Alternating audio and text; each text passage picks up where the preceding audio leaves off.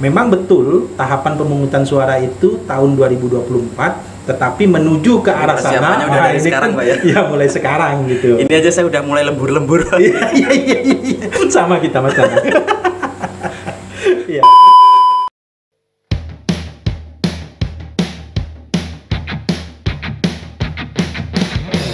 Tiba saatnya Indonesia untuk memilih. Bersama datang ke TPS, salurkan aspirasi. Selamat datang di Pondasi, podcast beranda demokrasi. Hai teman pemilih, bertemu lagi dengan JDIH KPU Provinsi Kalimantan Barat bersama dengan saya Nanang Prayoga dalam podcast beranda demokrasi, Pondasi. Teman pemilih, senang sekali kita dapat bertemu kembali di momen-momen podcast seperti ini. Tentunya kita akan membahas mengenai proses kepemiluan. Untuk episode pertama Pondasi kali ini kita akan membahas khususnya mengenai informasi produk hukum dan informasi hukum terkait dengan proses tahapan pemilu tahun 2024. Tentunya saya tidak sendiri dalam pembahasan kali ini. Saya akan ditemani seorang narasumber yang sangat terkenal di Provinsi Kalimantan Barat tentunya. Siapa lagi kalau bukan Bapak Ketua KPU Provinsi Kalimantan Barat. Selamat datang kepada Bapak Ramdan SPD MPD di podcast Beranda Demokrasi. Gimana Pak? Apa kabar Pak? Alhamdulillah baik.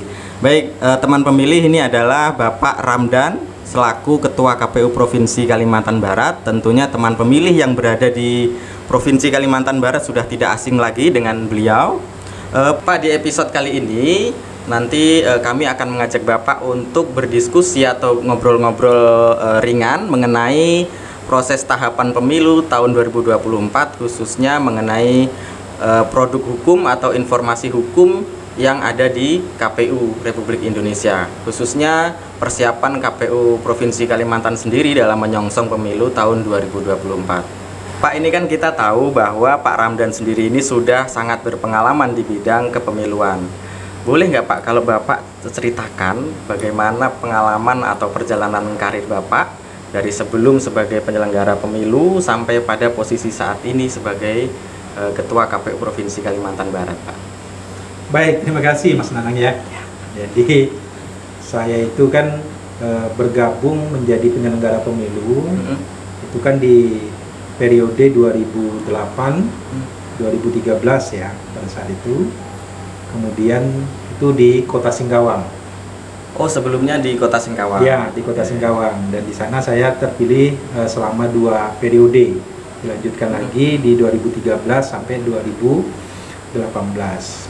Barulah kemudian di 2018 sampai sekarang ini saya terpilih atau bergabung di KPU Provinsi Kalimantan Barat. Jadi perjalanan hampir lebih kurang ya mendekati hampir 15 tahun ya 15 sebagai penyelenggara pemilu.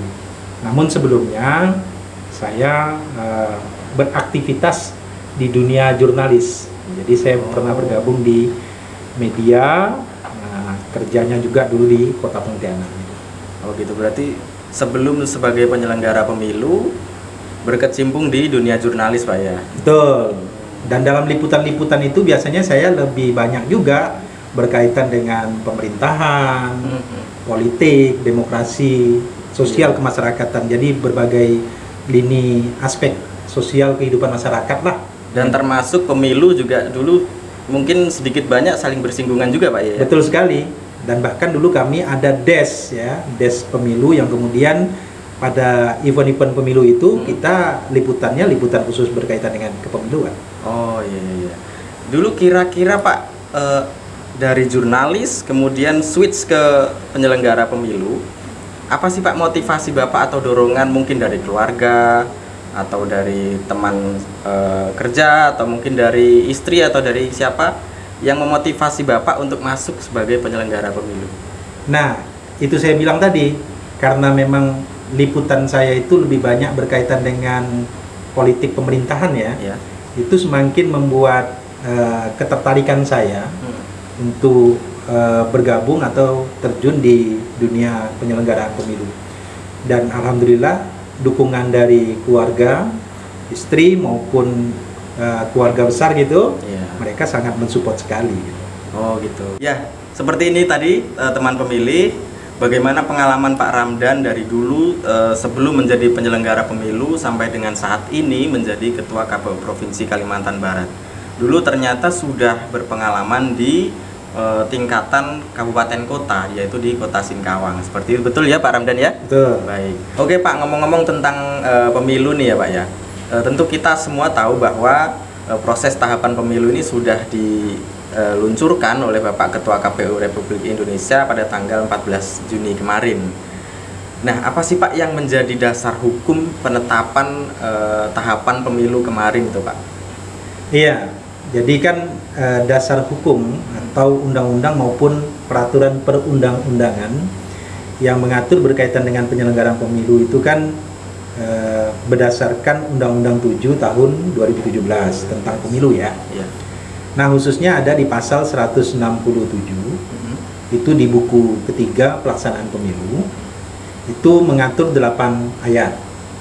Nah, salah satunya di ayat 6 itu kan disebutkan bahwa tahapan penyelenggaraan pemilu dimulai paling lambat 20 bulan sebelum hari pemungutan suara. Nah, maka paling lambat 20 bulan itu 14 Juni 2022 itu pas tepat ya, menjadi dimulainya atau 20 bulan sebelum hari pemungutan suara tadi. Lalu kemudian di ayat 8 itu kan disebutkan tahapan penyelenggaraan pemilu itu lebih lanjut diatur berdasarkan peraturan KPU.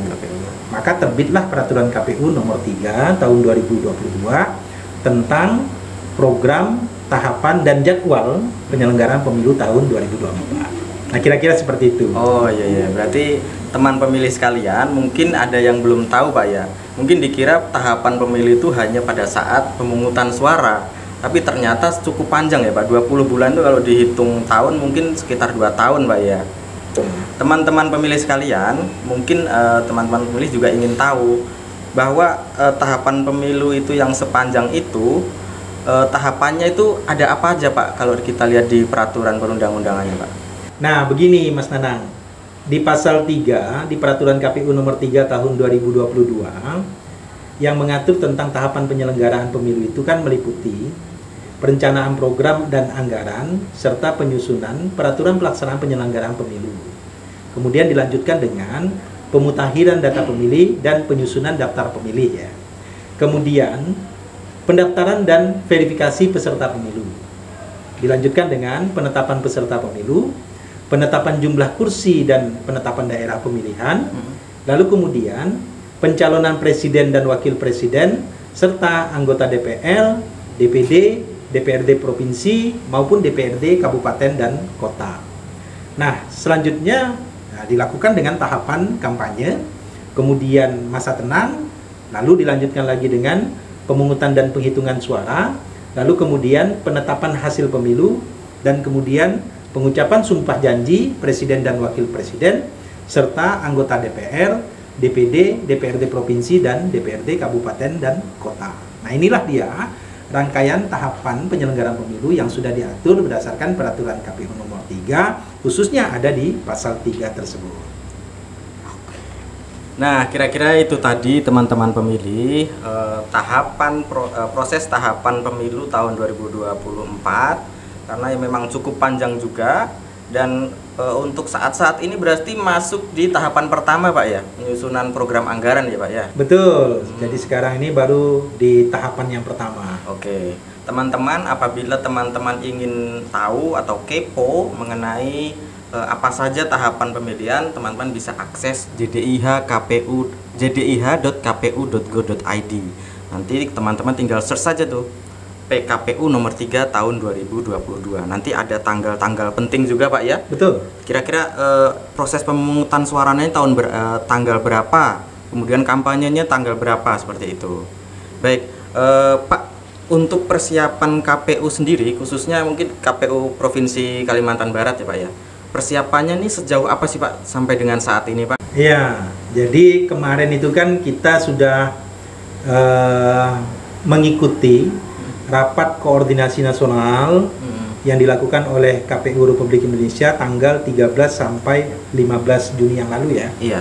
Nah, itu di Jakarta sekaligus dilaksanakan kegiatan peluncuran tahapan pada tanggal 14 Juni itu di kantor KPU Republik Indonesia. Nah, sepulangnya kita di Provinsi Kalbar khususnya langsung melakukan konsolidasi internal. Kita sudah melakukan rapat bersama seluruh KPU Kabupaten Kota, 14 KPU Kabupaten Kota secara daring ya, masih sementara ini secara daring dengan menghadirkan ketua, anggota, kemudian sekretaris dan seluruh kesekretariatan dalam rangka mempertegas, memperkuat dan kemudian mengingatkan bahwa tahapan penyelenggaraan pemilu itu sudah dimulai. Nah, itu kita lakukan. Kemudian di internal kita sendiri di KPU provinsi dalam rapat pleno secara rutin ya, hari Senin kita itu selalu kita bahas semua ya, meliputi pekerjaan rutinitas kita maupun persiapan-persiapan menuju pemilu 2024. Memang betul tahapan pemungutan suara itu tahun 2024, tetapi menuju ke arah sana udah dari sekarang, Pak ya. Ya, mulai sekarang gitu. Ini aja saya udah mulai lembur-lembur. Iya. Sama kita Mas Tana. Iya. Oh iya, berarti emang persiapannya ini emang dari sekarang ini udah mulai gencar Pak ya? Betul, sudah sangat gencar sekali gitu. Dan memang untuk persiapan kali ini kita memang dihadapkan dengan proses pemilihannya itu serentak dan di tahun yang sama. Betul. Mungkin untuk pilkadanya berbeda Pak ya? Di tanggal berapa itu Pak? Iya, jadi di tahun 2024 itu kan event nasional berkaitan dengan pesta demokrasi kan ada dua ya. Selain untuk memilih presiden, wakil presiden dengan pemilihan legislatifnya, itu tanggal 27 November 2024 itu memilih kepala daerah secara serentak juga. Oh gitu. Berarti beda antara pemilu dan pilkada. Betul, dibedakan bulan tetapi di tahun yang sama.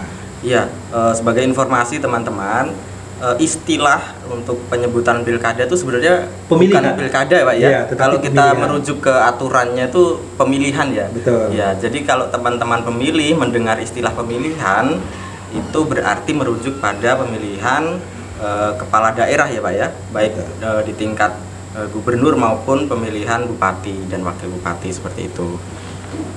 Oke, terakhir nih Pak, kira-kira dari Pak Ramdan sendiri sebagai penyelenggara pemilu, kira-kira pesan-pesan apa saja yang mungkin Bapak bisa sampaikan ke teman-teman pemilih sekalian?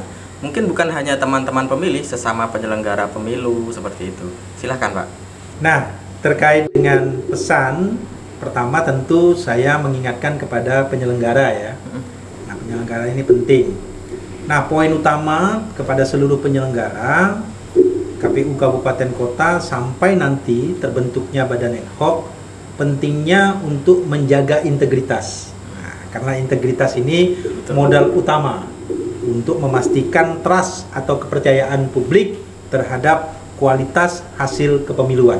Nah, kalau seandainya kepercayaan publik sudah bagus kepada penyelenggara, maka saya kira hasil pemilu juga akan diyakini kualitasnya. Nah, kami tentu selalu mengingatkan kepada kita semua, jangan sampai justru penyelenggara menjadi sumber masalah. Nah, ini akan repot. Maka sekali lagi saya mengingatkan kepada teman-teman semua, pentingnya kita sama-sama untuk menjaga integritas. Yang kedua, saya mengingatkan atau memberikan pesan kepada teman pemilih ya. Salah satu tahapan penyelenggaraan pemilu itu kan tadi ada pemutakhiran data pemilih dan penyusunan daftar pemilih ya. Nah, di situ kita sangat mengharapkan peran masyarakat untuk mereka aktif juga memastikan apakah mereka sudah terdaftar atau belum di dalam daftar pemilih tetap kita nanti gitu. Maka untuk memudahkan itu, karena ini udah zaman informasi teknologi ya, kami menghimbau kepada seluruh masyarakat untuk mendownload di Play Store itu aplikasi Lindungi Hakmu, atau dapat mengunjungi laman kita di lindungihakmu.kpu.go.id. Nah, di situ nanti coba dicek, masukkan identitas kita, dan kita akan mendapatkan informasi apakah sudah terdaftar, dan kita kalau sudah terdaftar tahu berada di TPS mana nanti kita gitu. Nah, kalaupun memang belum terdaftar ternyata, maka kami menghimbau untuk mendatangi kantor KPU Kabupaten Kota sesuai dengan alamat KTP elektronik pemilih itu masing-masing. Nah, berikutnya kita sadar betul penyelenggaraan pemilu ini kan maupun pemilihan ini kan keberhasilannya bukan hanya keberhasilan penyelenggara gitu ya. Iya, tentu. Tetapi tentu perlu keterlibatan semua pihak. Nah, kalau kerja ini ya karena kerja bersama, kerja besar, maka memerlukan dukungan semua pihak. Ya, dari pemerintah, TNI, Polri, dan seluruh pemangku kepentingan, termasuk peserta pemilunya, pegiat demokrasi, pemilihnya itu sendiri, termasuk bagaimana masyarakat antusias sehingga partisipasi masyarakat juga terus meningkat. Nah, maka keberhasilan penyelenggaraan pemilu ini adalah keberhasilan kerja bersama.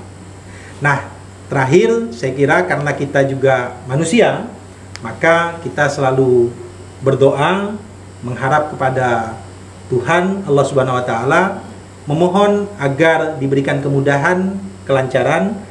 Semoga untuk penyelenggaraan pemilu tahun 2024 mendapat kesuksesan. Amin. Saya kira ini pesan-pesan penting yang dapat kita sampaikan. Siap. Terima kasih, Pak. Oke, teman pemilih, kira-kira seperti itu tadi pesan-pesan dari Bapak Ketua KPU Provinsi Kalimantan Barat. Sangat informatif sekali ya, Pak ya. Terima kasih kepada Bapak Ramdan sudah meluangkan waktunya di sela-sela kesibukannya sebagai penyelenggara pemilu. Teman-teman, saya ingatkan kembali, jangan lupa untuk like, komen, share, and subscribe akun konten-konten kita di JDIH KPU Provinsi Kalimantan Barat. Sampai jumpa di podcast Beranda Demokrasi selanjutnya dengan narasumber-narasumber yang tidak kalah luar biasa dan konten menarik lainnya. Oke, sampai jumpa.